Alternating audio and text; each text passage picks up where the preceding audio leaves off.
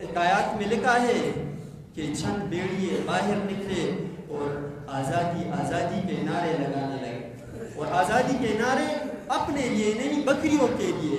یہ کون لگا رہے ہیں؟ بیڑیے۔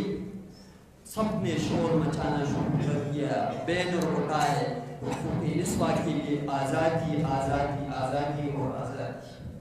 ایک بکری نے ریوڑ میں سے ان کی آواز سنی تو بڑی خوشی ہوئی، ہمارے حقوق کی بات کی جا رہی ہے، ہمارے لیے نعرے لگائے جا رہے ہیں۔ جا کر اس ریوڑ میں باقی بکریوں کو بھی خبر دی کہ خوشخبری ہے، آپ کو ہمارے حق میں آواز بلند کی جا رہی ہے، آؤ ہم بھی اس کے نعروں کے ساتھ نعرے بلند کر کے ہم بھی اپنے حقوق کی جنگ لڑیں۔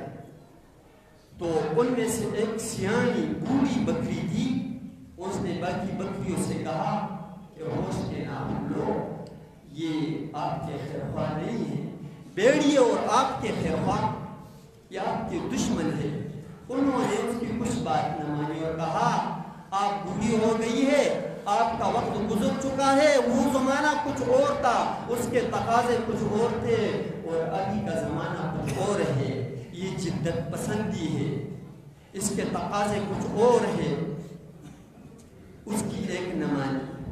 اس بوڑھی بکری نے پھر ان کو سمجھایا، بچی ابھی آپ محفوظ ہیں، ابھی آپ تک کوئی پہنچ نہیں سکتا، آپ محفوظ ہیں، یہ آپ کے لیے راستہ نکالنا چاہے آپ تک پہنچنے کے لیے۔ جب آپ اس کے ہاتھوں میں جاؤ گی تو آپ کی ٹکا بے بوٹی ہی کر لیں گے، آپ کو چیر پاڑ کر کے رکھ دیں گے، آپ کو پھر کچھ نقصان حال نہیں ہوگا، آپ چیخے گی چلائے گی لیکن آپ کا سننے والا کوئی نہیں ہوگا، مبادہ وہ وقت آنے سے پہلے ہوش کے نام لو۔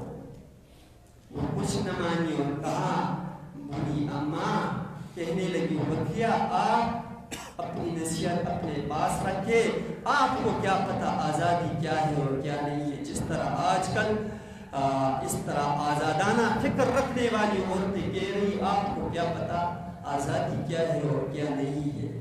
تو آزادی کے نام پر انہوں نے ہڑتال شروع کی، بھوک ہڑتال۔